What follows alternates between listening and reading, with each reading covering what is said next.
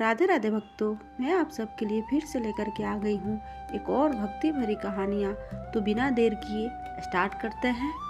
कल्पना कीजिए, वृंदावन की शांत रात, यमुना की लहरें, ठहरी हुई चांद भी जैसे सुनने को रुक गया हो, और तभी एक मधुर स्वर गूंजता है। न शंख का घोष, न नगाड़ों की गड़गड़ाहट, बस एक खामोशी बांसुरी की आवाज। क्या आपने कभी सोचा है भगवान श्री कृष्ण ने सुदर्शन चक्र, गदा या शंख नहीं बल्कि एक साधारण बांसुरी क्यों चुनी? आज की यह कथा इसी रहस्य को खोलने वाली है।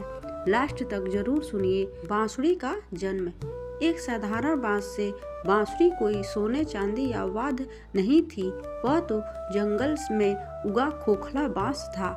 वह बांस जब तक खुद भरा हुआ था तब तक उसमें से कोई संगीत नहीं निकला, लेकिन जब उसने अपने अंदर की गांठें खोदी, अपना अहंकार छोड़ा, खुद को पूरी तरह खाली कर दिया, तभी वह भगवान के अंधेरों को छूने योग्य बना।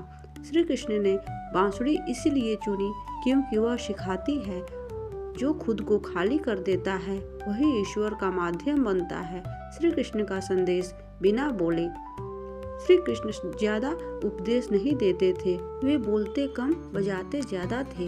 बांसुरी का स्वर ज्ञान देता है पर डराता नहीं, प्रेम सिखाता है पर बांधता नहीं, बुलाता है पर मजबूर नहीं करता। इसीलिए गोपियाँ सब कुछ छोड़ आई, गाय चरना भूल गई, यमुना तक रुक गई, क्योंकि प्रेम आदेश से नहीं आकर्षण से आता है। बांसुरी और आत्मसमर्पण का रहस्य। कभी ध्यान से देखिए, बांसुरी की अपनी कोई आवाज नहीं, वह वैसी ही बोलती है जैसा कृष्ण फूंकते हैं। यही सबसे बड़ा संदेश है। जो खुद को ईश्वर को समर्पित कर देता है, उसका जीवन भी बांसुरी बन जाता है।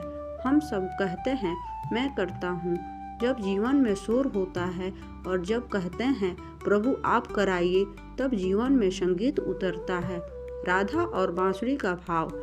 एक बार राधा जी ने बांसुरी से पूछा, तुम्हें ऐसा क्या वरदान मिला कि हर समय कृष्ण के अधरों पर रहते हो?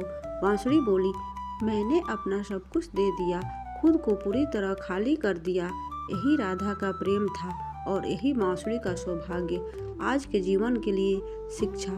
हम सब चाहते हैं शांति, प्रेम, मार्गदर्शन, लेकिन हम भरे हुए हैं अहंकार से, शिकायतों से, अपेक्षाओं से। जब तक हम बांसुरी की तरह खाली नहीं होंगे, कृष्ण हमारे जीवन में नहीं बज पाएंगे।